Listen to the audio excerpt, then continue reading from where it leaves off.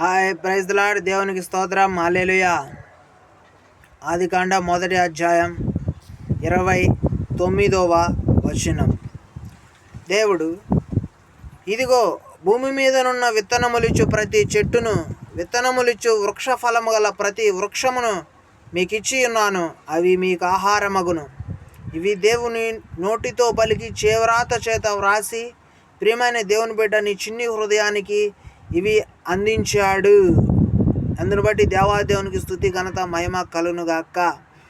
మరి long living broken heart bread pieces number 29 వచనం ఏం తెలియజేస్తుందంటే, ఇదిగో భూమి మీద నున్న విత్తనములిచ్చు ప్రతి చెట్టు, విత్తనములిచ్చు వృక్ష ఫలం గల ప్రతి వృక్షము మీకు ఇచ్చి ఉన్నా, అవి మీకు ఆహారం అగును.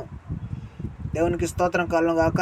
ఈ వచనం ఆధారంగా ప్రేమైన దేవుని బిడ్డ, ఈ యొక్క bread piece, sweet bread piece, ఈ లేఖనం ఆధారంగా గమనించినట్లయితే మనం పండే ప్రతి వృక్షం నుంచి కూడా ఈ యొక్క మీట్ తీయబడడం జరిగింది. ఈ మీట్ తీసి తయారు చేయడం జరిగింది. దేవుని లేఖన అనుసారంగా మాత్రమే ఇది నా చేతికి వచ్చింది.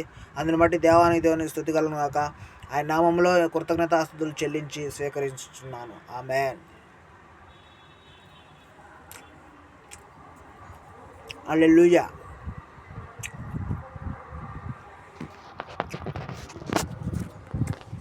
ప్రియమైన దేవుని బిడ్డ,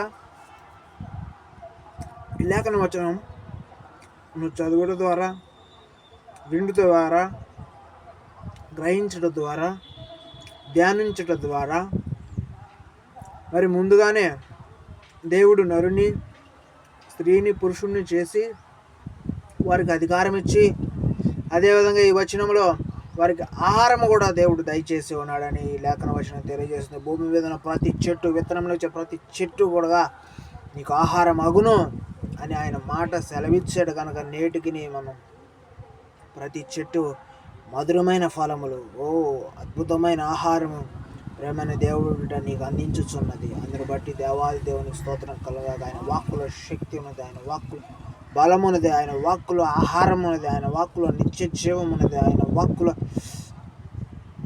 జీవం ఉన్నది, నిత్యత్వం ఉన్నది, ఆరోగ్యం ఉన్నది. హల్లెలూయా. ప్రభు అయిన యేసు మరి లేఖం పలికిన వాడు. అందుని బట్టి దేవాది సర్వశక్తిమంతుడికి మహిమ గనుగును గాక.